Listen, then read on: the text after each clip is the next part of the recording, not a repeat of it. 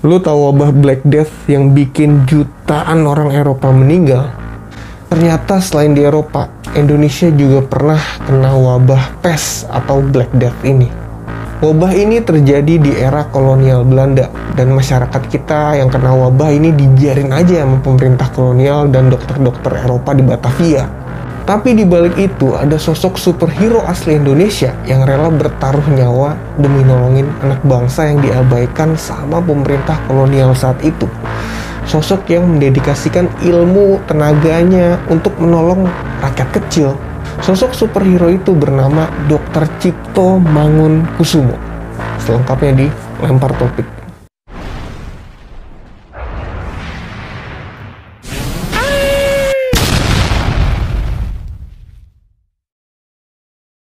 Kalau lu nonton superhero, pastikan penggambarannya seorang pembela kebenaran, pembela rakyat lemah, dan melawan kekuasaan yang buruk.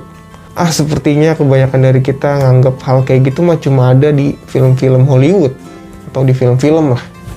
Tapi hal itu nyata dan dilakuin sama Dr. Cipto Mangunkusumo saat wabah pes menghantam Malang, Jawa Timur. Mulai dari rasisme, diskriminasi, dan pengabaian pemerintah kolonial kepada rakyat kita yang terkena wabah.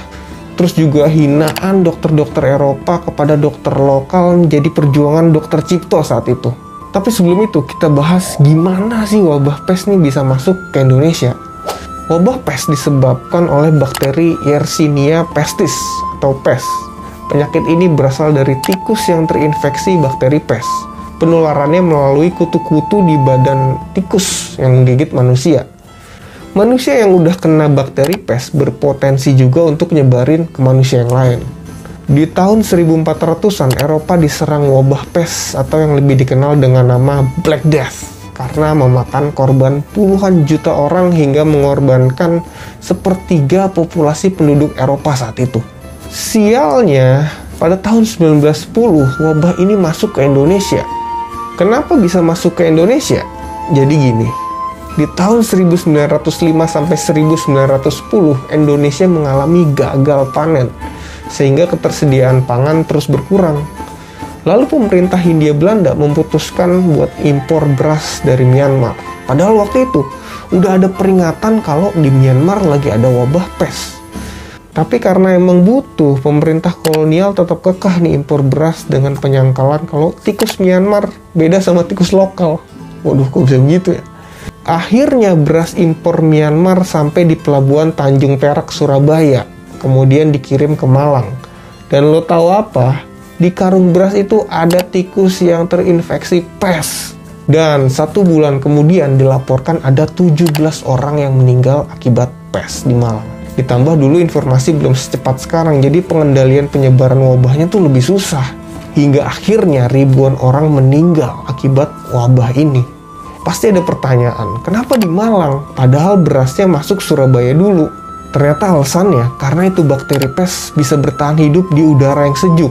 Nah, Malang kan adalah sebuah kota yang sejuk, sedangkan Surabaya panas pol. Ada masalah lain yang harus dihadapi sama rakyat kita yang terkena wabah pes, yaitu kita sedang dijajah sama Belanda.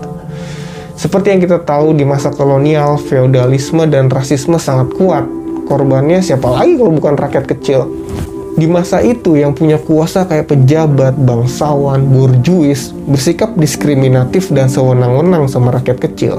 Jangankan bantu rakyat yang kena pes, di kehidupan sehari-hari aja mereka ogah buat deket sama rakyat biasa.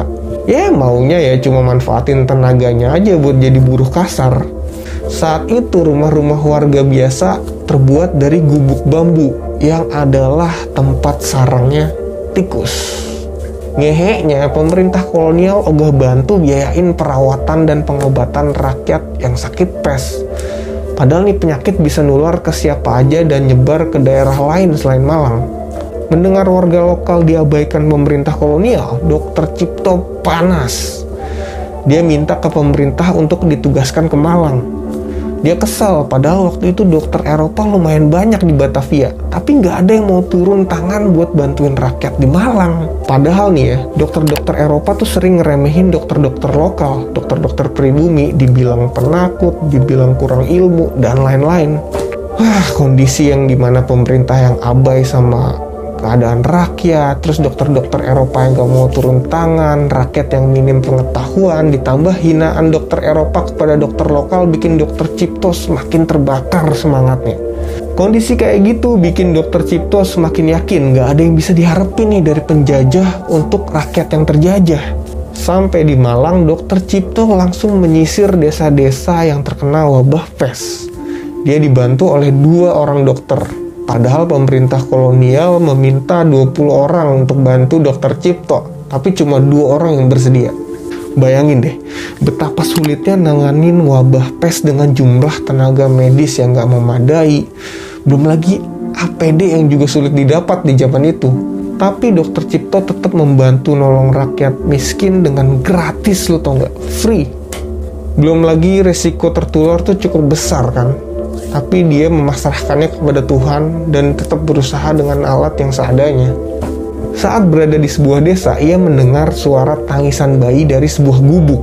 Ternyata di dalam gubuk ada seorang bayi perempuan sebatang kara. Orang tuanya meninggal nih karena pes.